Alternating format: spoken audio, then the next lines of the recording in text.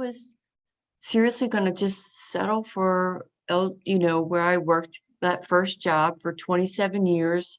As unhappy as I was, I thought I was happy. I really thought I really enjoyed that job and valued it until you were kind of discarded. You weren't even a worker bee. You were just somebody to fill in a pair of shoes when they needed it.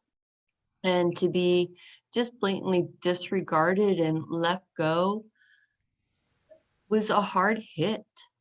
And it makes you just stop and wonder, what is your value in life? What is your worth? What am I? What am I doing? Am I making an impact on anybody? And you really start to doubt yourself and question yourself and where you're going. What am I doing? And I just felt like I was doggy paddling for so long and felt so bereft and lost that, I took the first job I could just because I thought, my God, here I am. I'm middle-aged. I'm an RN with no degree other than an associate's degree. All the hospital systems are all going to a bachelor's degree.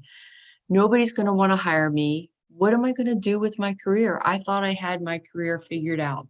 You know, I thought, my God, I'm an RN. I'm going to have a job no matter where, no matter what. And then I didn't.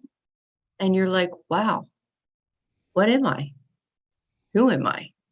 And what am I going to do? You know? So I took the first job I could and just settled for that. And boy, was I unhappy with that. So very unhappy with that.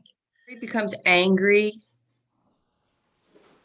frustrated, miserable in her home life, miserable in her work life. But the only thing I found to keep my peace was my running. You know me long enough, Bob. I'm an active person, and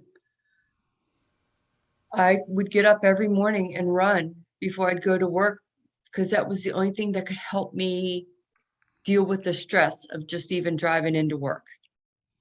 It was that second job was just that stressful to me. I felt like a square trying to fit into a round hole.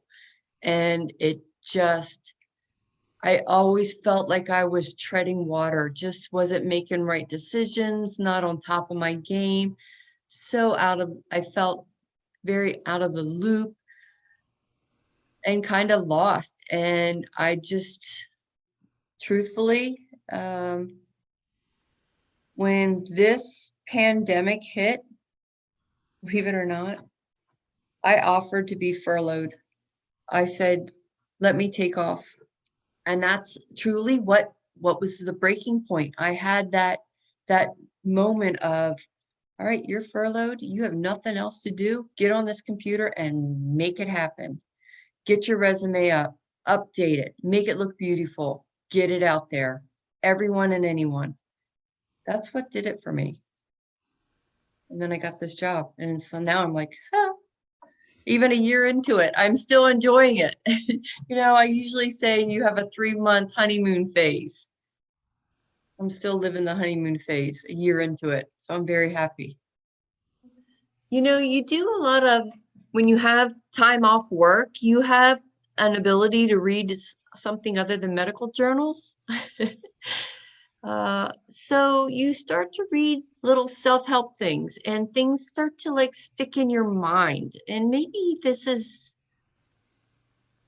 maybe just life in itself, my maturing. You just start to find things that you yourself can do for you. You can't rely on someone else to make you happy. You have to make yourself happy. For the longest time, I thought happiness was one of those things that everyone's supposed to make me happy, but you can't rely on someone else to make you happy. You have to make yourself happy. And it's a choice, you can choose to wake up in the morning and put your feet on the ground and be an angry, miserable person, or you can choose to be happy. And if you trip over your feet when you first get up, You got to laugh it off and say, you silly goose, let's move on. You know, you can't dwell on it because it's not going to change anything. You have to make yourself happy. You have to find love. Like, what is it you love? Like, what do you love? What do you love? That's not an easy question. What do I love? What do I love? I love my animals. I love my home. I love my house. I love my family. I love so many things. And you got to just find that and just hang on to that.